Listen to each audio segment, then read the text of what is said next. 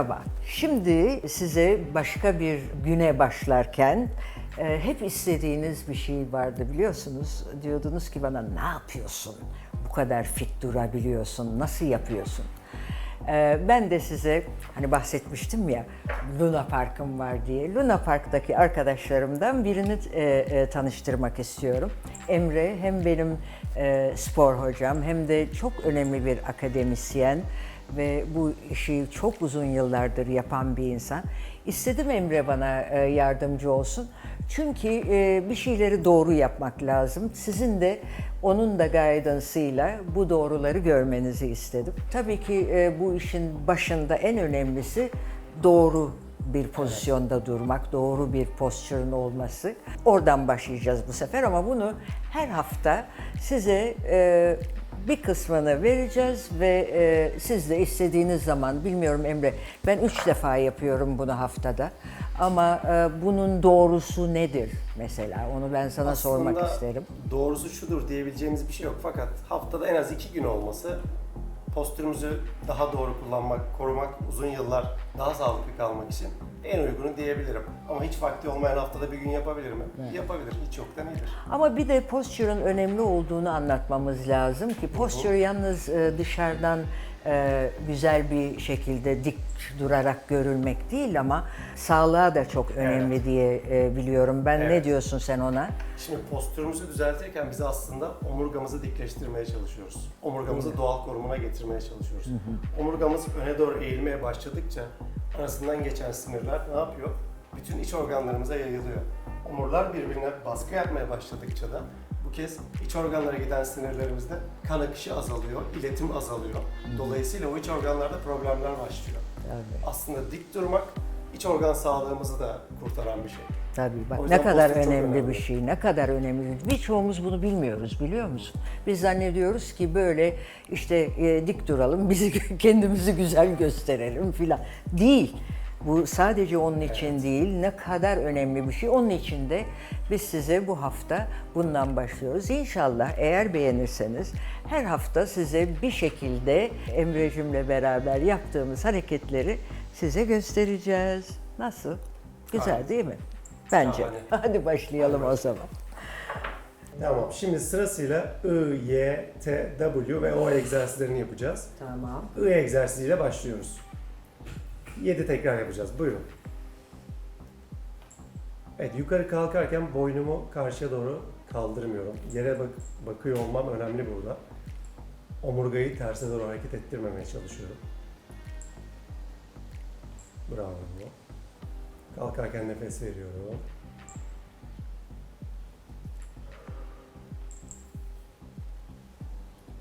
Şimdi Y harfine geçiyoruz. Tekrar aynı düzende devam ediyorum. Egzersiz yaparken ayaklarım yerden birazcık kalkacak, çok değil. Kalçamı sıkı tutacağım. Ve kollarımı yerden yaklaşık yarım karış kadar yukarıya kaldıracağım. Bir tekrar daha yapacağız. T harfine geçeceğiz. Şimdi T harfine geçtik. Aralarda 5'er 10'ar saniye dinlenebilirsiniz. Baş parmaklarımı yukarıya doğru çevirdim. Bu egzersizler omuz kuşağı ve kürek kemiği etrafı için çok etkili. Postürümüzü kuvvetlendirmek için de yapılacak en basit egzersizlerden biri.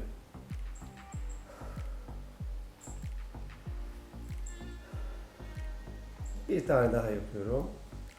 Şimdi bir 5 saniye dinlenelim. W egzersizine geçeceğiz. Avuç içlerimi açtım, öne doğru uzattım ellerimi. Evet, burada çekiyorum ve uzatıyorum. Bu O egzersizi oldu. W'yu yapalım. Uzattık öne doğru. Semiha'nın sana. Kürek kemiklerimi sıkıştırarak çekiyorum. Evet. Burada şuna dikkat edeceğiz. Sanki kürek kemiğimin arasında bir portakal var da suyunu sıkacakmışım gibi düşün. İyice sıkıştırdım burayı ve gevşeterek uzatıyorum. Her seferinde nefes veriyorum. Bravo.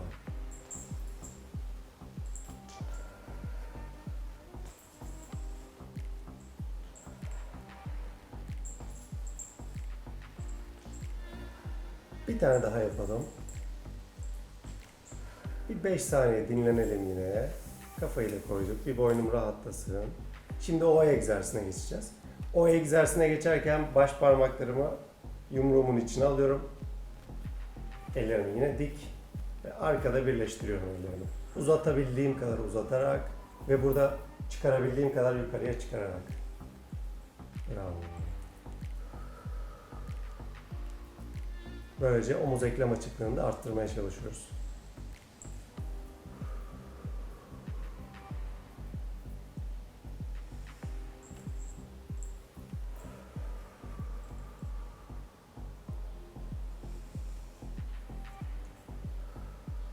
Bravo. 2 tane daha yapacağız ve dinleneceğiz.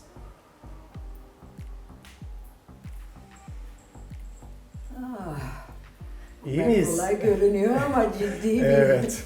Oy, sen de mi yapacaksın? Ya bakayım. Bunlar kolay görünüyor ama Bunlar- Emre'cim herkes de bilsin ki o kadar kolay değil. Bunlar dışarıdan en kolay görünen ve sonrasında ne Doğru. yaptın bana dedirten egzersizler. Doğru ama çok çok güzel hareketler. Evet. Çok çok güzel hareket. Dik duruşun temeli teşekkür gibi ederim. bunlar. Çok teşekkür ederim. Tamam. Biraz dinlenelim. Tamam. Dinlenmeniz böyle oluyor bize. Buna sarılınca dinleniyorum ben zaten. Bu egzersizi siz 3 set olarak uygulayabilirsiniz ve her hareketi 7'şer tekrar olarak yapabilirsiniz Evet. diyelim. Biz şimdi bir sonraki hareketimize geçeceğiz. İyi miyiz? İyiyiz tabii. Tamam. Şimdi Bird Dog egzersiziyle devam edeceğiz. Çapraz kol ayak uzatacağız. Egzersizi yaparken dikkat edeceğimiz en önemli nokta bir tarafa doğru devrilmemek olacak. Onun için karın kaslarımı ve kor bölgemi iyice sıkmam gerekiyor ve kalça kaslarımı. Gayet iyi, bravo. Yine egzersizin önemli noktalarından biri boynu karşıya doğru kaldırmamak. Her zaman omurgamın doğal konumunu koruyacağım burada. Bravo.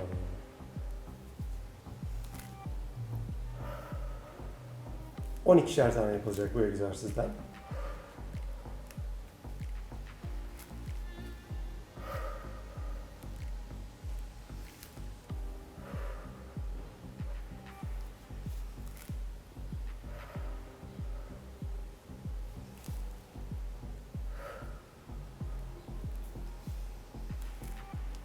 Şimdi birer tane daha yapalım. Kolu biraz daha uzattım öne doğru. Bravo. Evet, böyle. Dinlendik. Yine 3 set olarak tamamlayabilirsiniz bu egzersizde. Aralarda mutlaka 1,5-2 dakika dinlenme verin. Güzel güzel esneyin. Çok güzel hissettiriyor biliyor musun? Hı hı. Bu egzersizler insanı. Yapmadığım günlerde, ben sabah da yapıyorum biliyor musun Hı hı. Emre? Yatağın içinde böyle hafif bir yoga yapıyorum. Sabah Onu da yoganız var. göstermiştim seyircilerime. Çok önemli. O ilk baştaki sıcak sıcak mobilite Aynen çok öyle. önemli. Onun için yapıyorum. Yani orada bir şekil almak bir şey değil. Ama o ilk bir açılmak, Vücudu güne hazırlamak. esnemek, böyle gerinmek ne kadar önemli. Aslında gerinmeyi bir lüks olarak bilir Evet. insanlar. Halbuki lüks değil, Hiç o alakası yok. şart olan bir şey. Onun için onu ben yapıyorum yani. Kedileri sabah. örnek almak lazım He? orada. Kedileri örnek almak lazım. Kedileri bravo. Uyanır uyanmaz esniyor onlar. Of, en güzel şey. İyi miyiz? İyiyiz, iyiyiz Şimdi tabii. dead bug yapacağız. Tam tersine dönüyoruz. Sırt üstü yatıyoruz. Tamam. Az önceki pozisyonumuzun tam karşıt versiyonunu yapacağız. Dizlerimi 90 dereceye aldım. Bu biraz kafa da karıştıracak bir egzersiz. Onun için de çok seviyorum ben bunu. Kollarımı da uzattım. Şimdi sağ elimi arkaya doğru uzatırken sol ayağımı öne doğru uzatıyorum. Ama sol elim hiç hareket etmiyor. Kaldırdım yukarıya. Sol elim arkaya, sağ ayak öne. Ben karıştırdım Hop, bak. birleştik tekrar. Sağ arkaya, bravo, çok güzel. Hop, geldim buraya.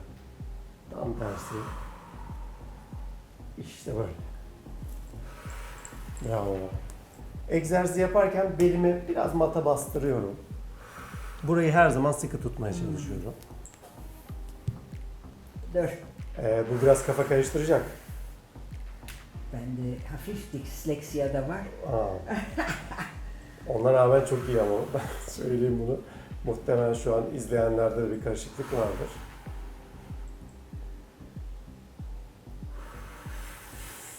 Tam tersi olacak. Ay, bak nasıl karışıyor insan değil mi? Tamam şu. Evet bu. Aynen böyle. Hop tam tersi. Bravo.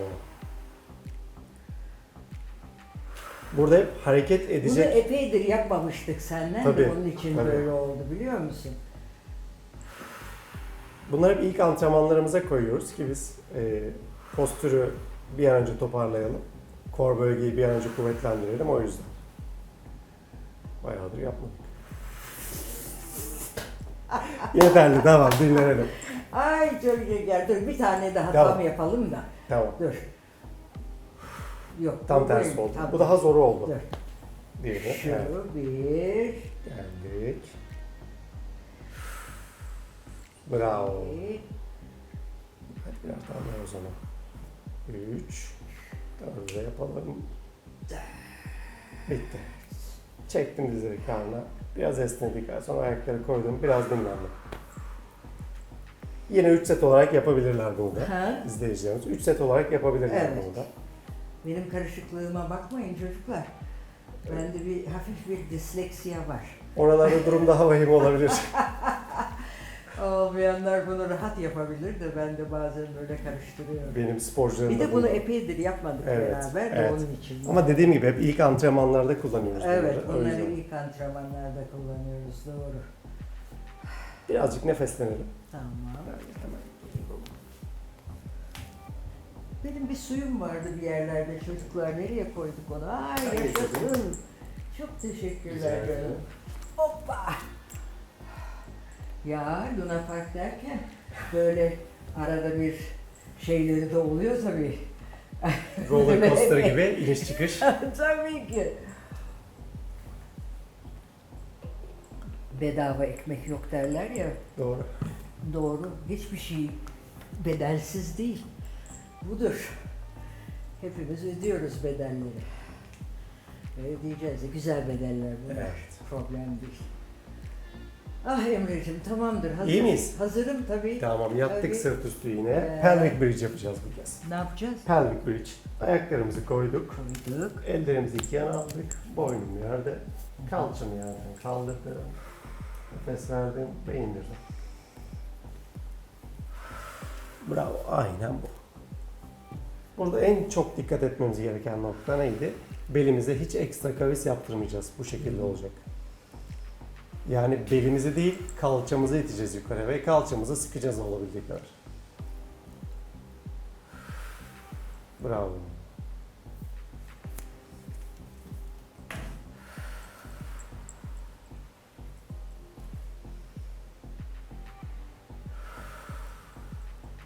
Çok güzel. Dizlerimin birbirine yaklaşmasına da hiç müsaade etmiyorum.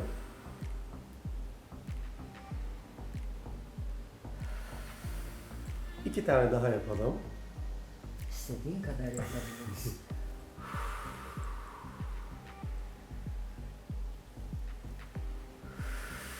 Tamam. Dinlendik. Yine bunu da 3 set olarak uygulayacağız. Evet. 12 tekrarla. Evet. Anca hissediyor çünkü Evet. insan yani. Ben de daha çok istiyorum hissetmek için. En mühimi insanın kendi de hissediyor biliyor musun? Tabii. Bunları böyle sadece şekil olarak onu kaldırdım, bunu indirdim değil. Onu kaldırırken şuradaki kasların çalıştığını insanın kendi hissetmesi çok önemli. Aynen öyle. Çünkü Anlatabiliyor hissettikçe zaten içselleştiriyorsunuz. O zaman egzersizi. o zaman çalışma oluyor yani, yoksa hani böyle bu değil. Bu kalkarken konsantrasyonunu o kaslarına verip o kasların çalıştığını hissetmek lazım diye düşünüyorum. Bu konuyla alakalı şöyle birçok çalışma vardı mesela. Bazı spor salonları aynaları kaldırmaya başladı. Öyle mi? Çünkü aynada kendini görmesin, çalıştığı yeri düşünsün insanlar diye. Ha. Düşündükçe çünkü kas aktivasyonu artıyor orada. Ama ben ayna taraftarıyım şahsen. Hı hı. Çünkü bazı hareketlerde Benim de evimde çok ayna vardır gördüğüm gibi. Bazı hareketlerde kendini daha iyi ayarlayabiliyorsun. Evet. Pilates'te falan da Evet, öyledir ya mesela. birisiyle çalışmıyorsanız ayna çok lazım. Evet, çok önemli çünkü görmen lazım nerede tutuyorsun kendini diye Doğru. düşünüyorum. Gene diye düşünüyorum dedim. Ya Rabbim ne yapacağım ben bu durumu? Evet. İyi miyiz? İyiyiz tabii. Tamam. Şimdi plank pozisyonuna geçeceğiz. Tamam. Ah, 30 saniye plank yapacağız. tamam. Haydi bakalım arkadaşlar. Başlayalım. 3, 2, 1, başladık. Bravo.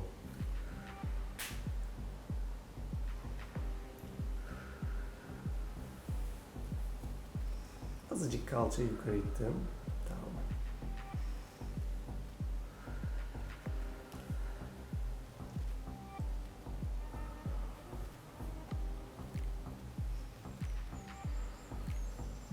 Beş saniye daha duruyoruz ve bitiriyoruz.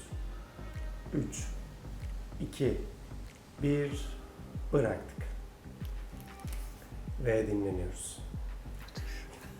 Bunu da yine 3 set yapacağız 30'ar saniyede. Peki. Bu kaçıncı hareketimizde Emre? Bu son hareketimizdi bugün. Aa, öyle mi? Evet. Ben bir iki kere daha yapayım bunu. Hadi o zaman Lütfen. yapalım. Hadi. 3, 2, 1, başladık.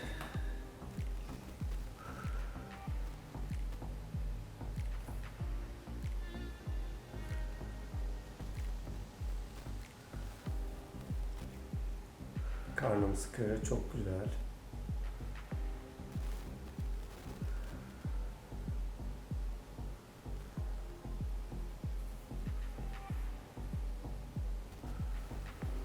Son 10 saniye.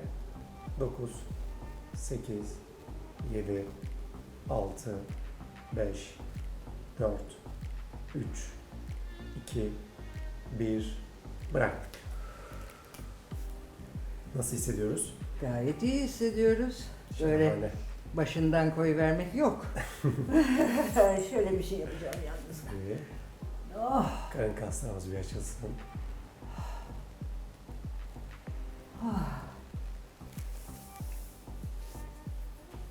Ben bir tane daha yapacağım bunu. Biraz daha dinlenelim mi öncesinde? Dinlenelim. Bir 10-15 saniye daha duralım. Peki. Bu çok güzel bir hareket. Ben seviyorum Evet. bunu. Evet. Çok seviyorum. Biraz başta insan biraz zorlanıyor ama Hı hı. seviyorum. Bunlar hiçbir şey değilmiş gibi görünen aslında çok önemli hareketler değil mi Emre? Aynen öyle. Yani böyle ille koşarak, ederek, Hiç alakası yok. yani müthiş hareketler yaparak bir yere gelmek diye bir şey yok. Ya maalesef öyle bir algı oldu. Öyle bir algı var değil mi? Evet. Halbuki bilinçli, yani biraz evvel söylediğim gibi sen de eminim aynı fikirdesin. Kasını farkında olarak, hani farkındalık kasa da geçiyor. Hı hı.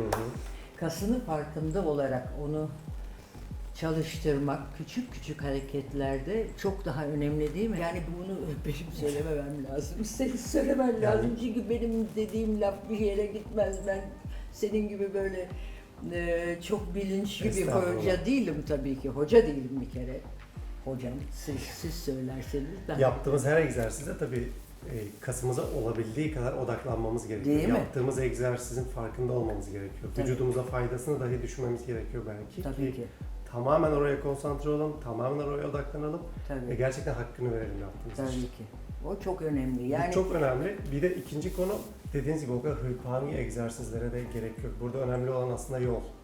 doğru. O yolu sonuna kadar götürebilecek miyiz, götüremeyecek miyiz? Tabii ki. Ne kadar disiplinli hareket edeceğiz, ne kadar düzenli yapacağız. Hı hı. 5 yıl boyunca haftada 3 gün bu egzersizleri yaparsak çok daha faydalı olur. Tabii. Bir yıl boyunca çıkıp koşmaktan.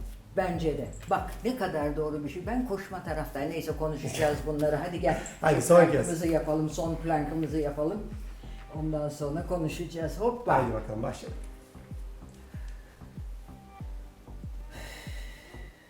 Nefes ne kadar önemli. Çok önemli burada.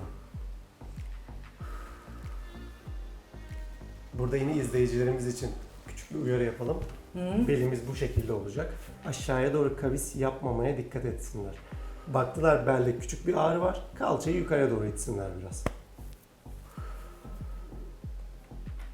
10 saniye daha duralım, bitirelim. 7, 6, 5, 4, 3, 2, 1, bıraktık. Bravo. Budur. Geçmiş olsun. Bugünkü, daha doğrusu bu haftaki ilk egzersiz Serimizi. programımızı burada bitirmiş olduk. İnşallah haftaya tekrar böyle sırayla gidelim ki Emre'cim, bizim seyircilerimiz de görsünler, baksınlar ki çok istediler çünkü. Tamam, tabii. Luna Park'ta ben arkadaşlarımla ne yapıyorum? Tabii ki. Onu beraber onlara gösterelim. Tamam. Herkes bunları yapsın. Çok güzel olacaklar, çok iyi olacaklar. Küçük çok küçük üstüne koyalım, değil mi? sağlıklı olacaklar. İnşallah haftaya görüşmek üzere o zaman. Çok teşekkürler Emre'cim. Bat.